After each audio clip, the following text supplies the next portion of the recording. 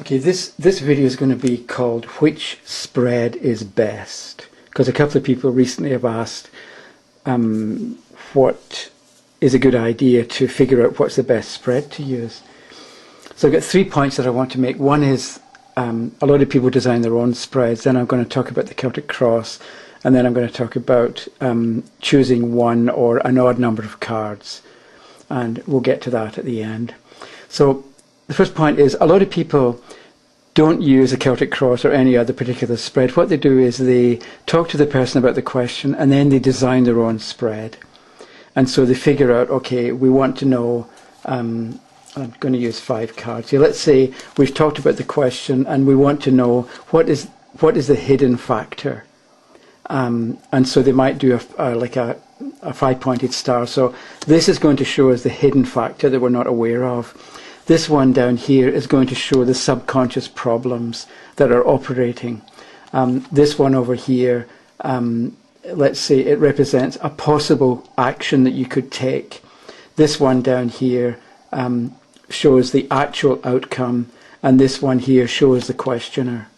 And so that's the kind of information that the questioner wants, or the questioner and the reader have decided is going to be important. And so you choose one card for each particular question, or one card for each part of the answer, and then you turn the cards. So the hidden factor would be this one, the 6 of Swords. Maybe the hidden factor is that you're unhappy and you don't realise it. I don't know, whatever it happens to be.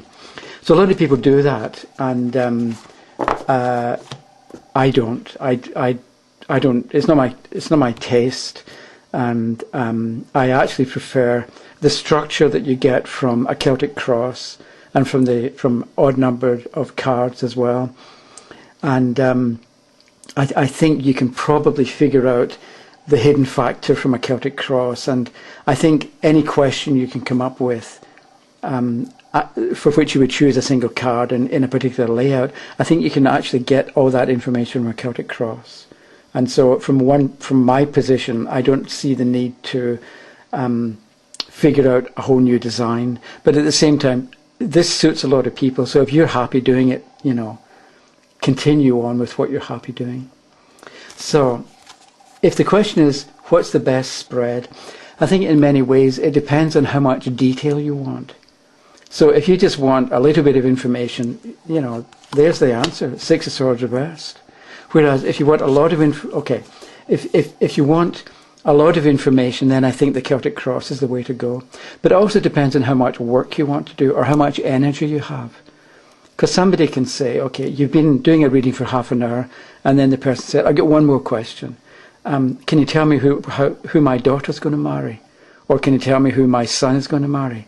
At that point, after half an hour, you're probably not in any good shape to do another Celtic Cross. So that's what I'm saying. Depends how much work you want to do, how much energy you have.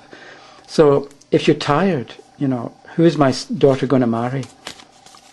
The Knight of Pentacles. And so you describe this hard-working, patient, determined individual who hasn't got too much imagination, but, who'll be a good provider.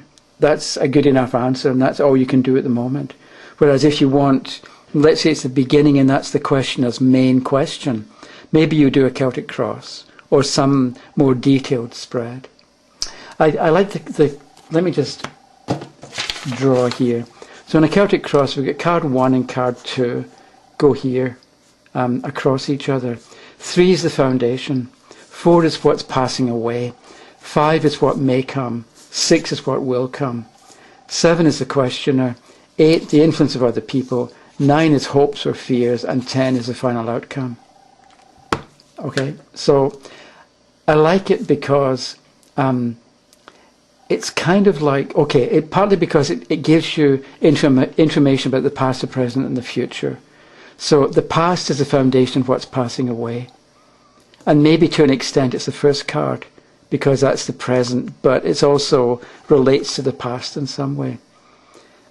If you want information about the future, that's what may come, that's what will come, and that's the final outcome.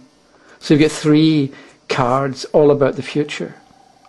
And so it's a bit like these 10 cards represent 10 windows looking into the same room.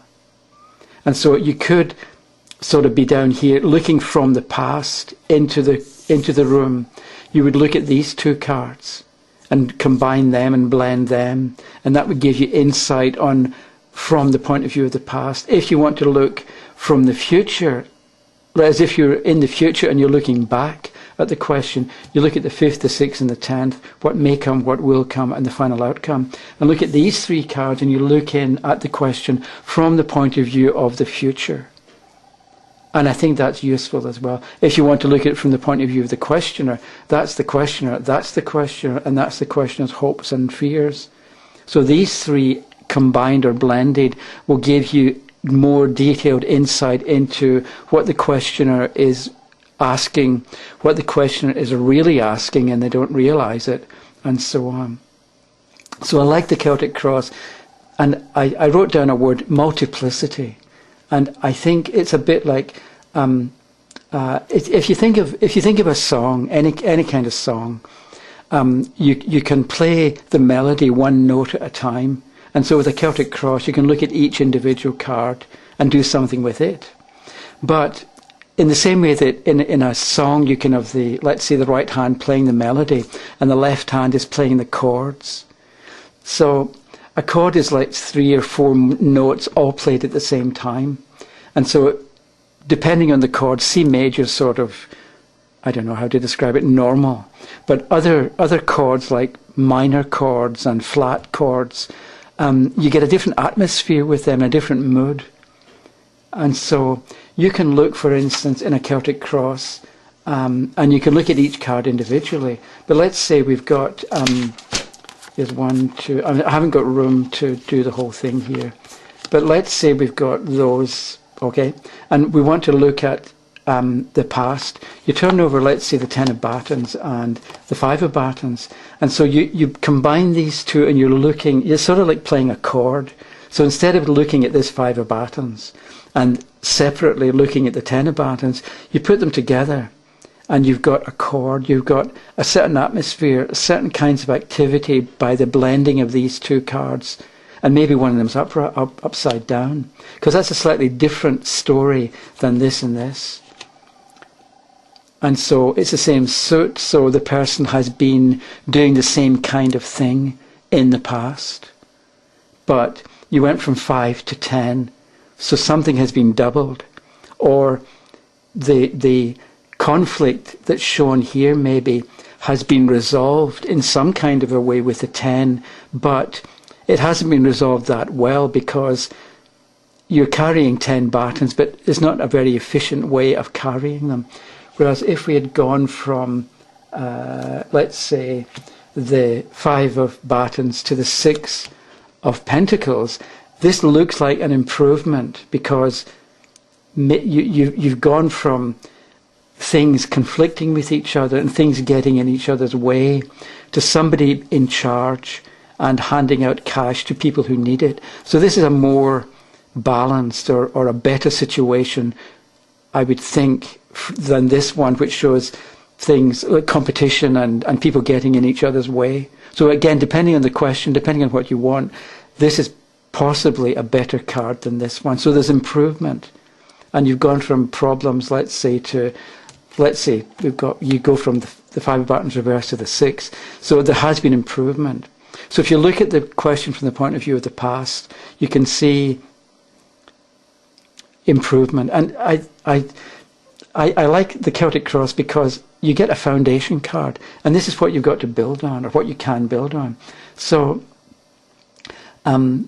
if there's a weak foundation, then strong cards later on are not going to be as strong because there's a weak foundation. So if there's a weak foundation, you figure out what to do to strengthen it or to fix it.